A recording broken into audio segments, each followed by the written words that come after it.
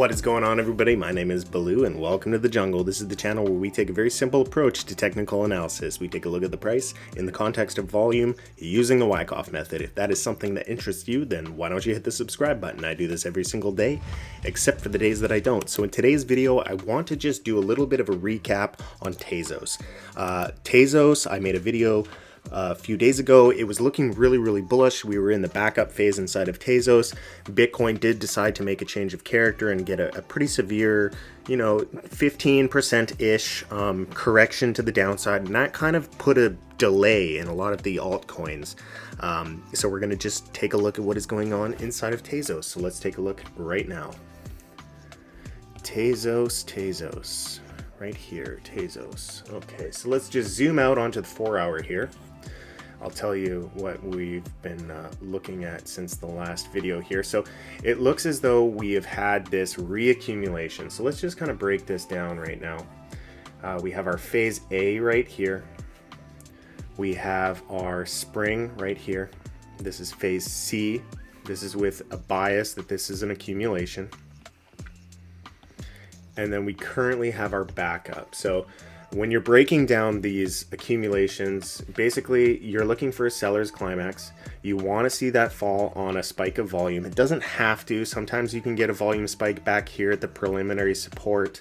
You can get some volume signatures right there, and then kind of the demand is, more or less exhausted, and you just get kind of a climactic action down to the seller's climax.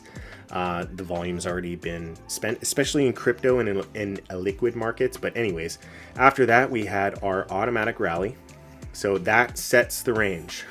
Seller's climax and automatic rally, they set the trading range. So after that point, we entered phase B. So this area right here is phase B. Phase B, we're just kind of watching for a decline overall in the volume. We did get that decline. That's looking good. We broke through the bottom of the trading range, and we kind of formed this Adam and Eve pattern for our spring. And then after that, we got volume. We got good volume coming in after the spring. So there is demand. It's proving that the buyers are present. This is good. And since the spring, the demand has been increasing. This is also good. So now we're inside of our backup. We were doing really good. We were making higher highs and higher lows. Then Bitcoin made its move to the downside and brought us back to the top of the trading range for a further backup test. So let's just kind of clean this up a little bit. Oops. Get rid of all my scribbles here.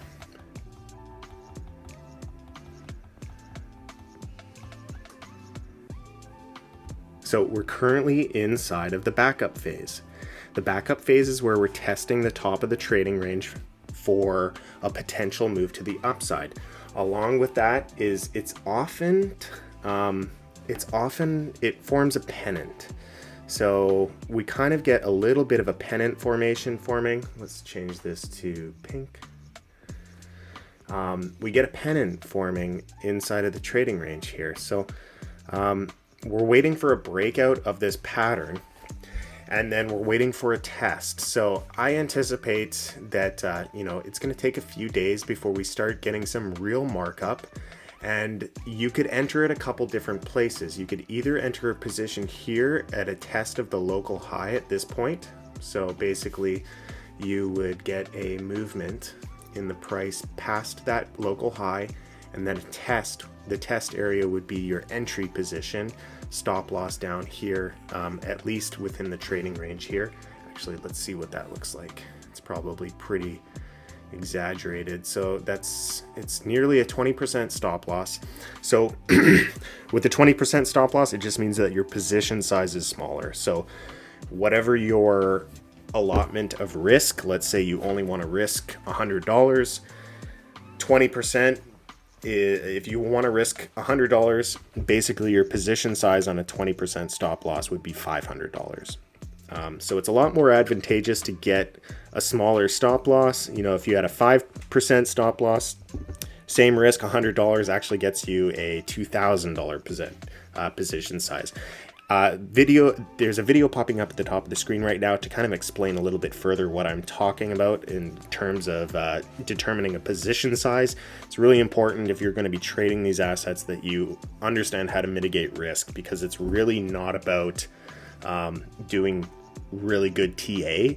It's about doing really good risk management. You know, the best TA is only going to yield you a higher probability of being correct. It's not a crystal ball. If it was, you know, everybody would learn it and we would have a method to it and everybody would be millionaires. So it's not about doing, it's not about picking the direction correctly. It's about limiting risk so that when you're wrong, your risk, your penalty for being wrong is low, and that when you are right, you ride your winners. Cut your losses, ride your winners. That's what it's all about when you're looking to trade any market.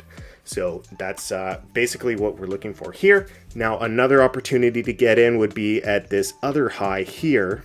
So we could drag this up to this high, and same sort of thing inside of the price action. Actually, let me just clean this up a little bit so it's easier to see. So we would get a test of this area right here. You would then wait for the price to come in up here, and then a test at this point, maybe getting your stop loss below this local high here. So down in there, you always want to place your stop below a support level.